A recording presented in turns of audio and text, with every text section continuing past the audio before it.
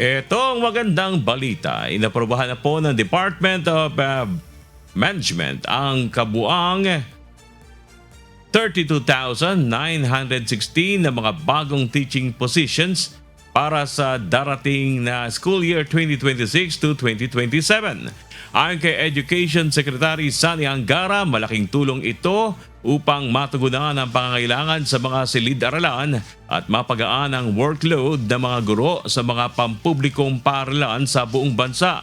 Sa mga bagong aprobang posisyon ay itatalaga sa iba't ibang antas ng pag-aaral mula kindergarten hanggang senior high school level.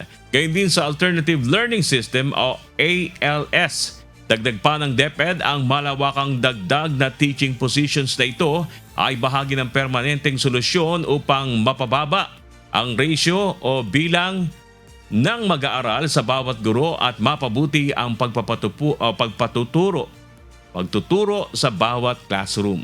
Hot